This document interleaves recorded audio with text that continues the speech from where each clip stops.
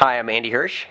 And I'm Kate Connor, and we're here with our film Fort McCoy, which is a true story when my grandparents lived next to a Nazi POW camp in Wisconsin during World War II.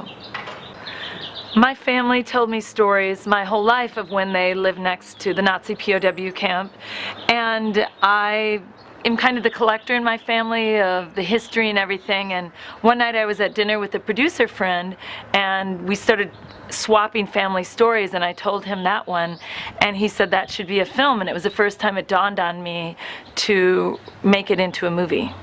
I was fortunate enough to have known and still to know some of the people on whom the film's based, so it's just a great honor to be able to pay homage to them and to so many who've served our country. I think it was a combination of easier and harder. It was easier in the fact that I had access to so much of the information and everything, and that I was excited to honor them with making it. It was harder in that I, like for example, my great uncle, who Andy plays in the movie, didn't tell the horrible things that happened to him during the war to his own kids. And so I felt very privileged that through my great aunt, he let me have his story and tell what he went through, because a lot of the World War II vets came back and were very tight-lipped what they saw and what happened to them. They were just kind of a more stoic generation. So I was a little nervous portraying these kind of secrets, but I had their full blessing, which was very kind of them, and they were excited about it.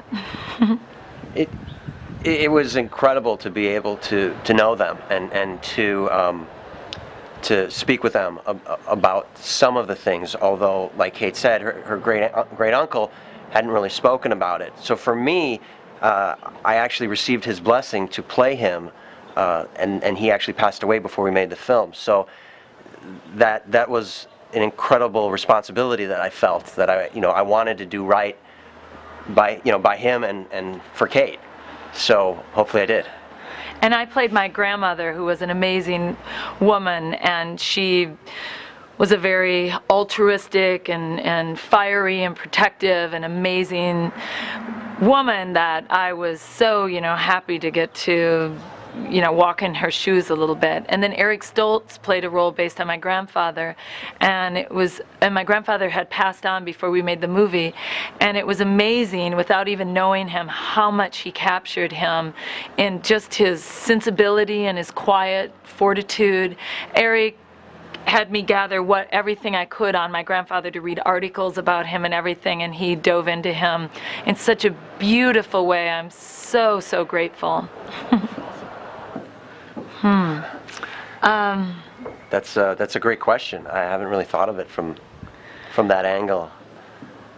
I think I had to learn to be able to show even the tough things, a little bit, how everything's not perfect. I know, and not just try to whitewash, your family story. My mother to this day can't watch war movies because she saw so much tragedy when she was there. And at the same time, she looks back at that time so nostalgically and fondly. It was a very romantic period of time.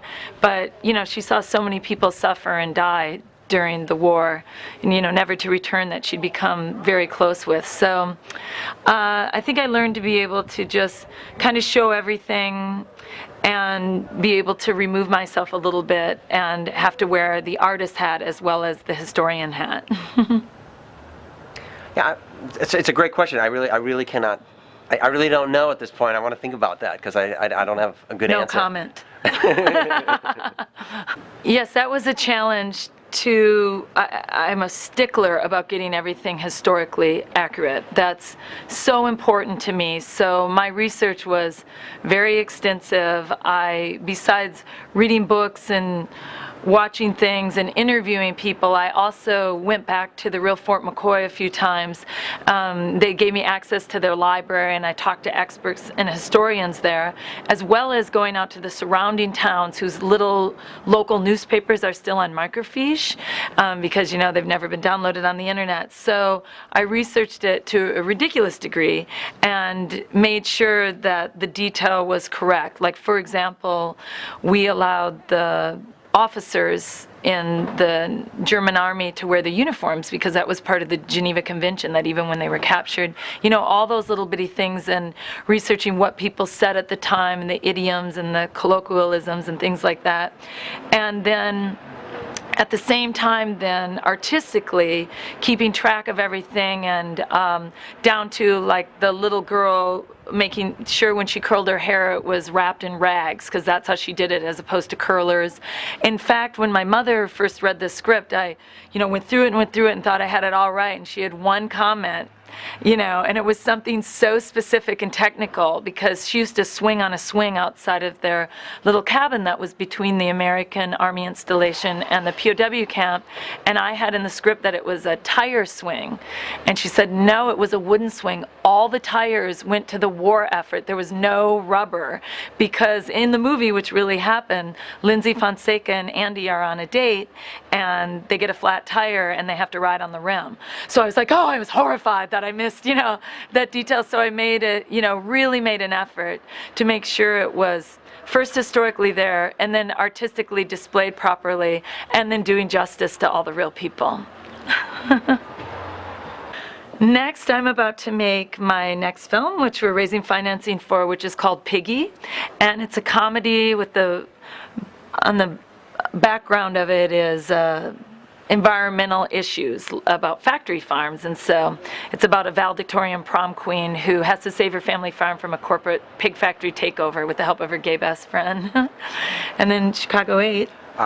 Well, we're both involved. We're both in a film called The Chicago 8, which Kate also co-produced. And in The Chicago 8, I play Leonard Weinglass, who was one of the defense attorneys who defended the 8 defendants in the famous Chicago conspiracy trial that happened after the 1968 Democratic Convention. And I feel very fortunate to have played him. He was a legendary civil rights attorney who unfortunately just passed away a couple of weeks ago. So that's the next thing I have coming up. And we were just at the Beverly Hills Film Festival premiere of that 2 nights ago. Yeah. So you have to watch for that coming out. And that also has Gary Cole and Philip Baker Hall and Danny Masterson and a nice cast.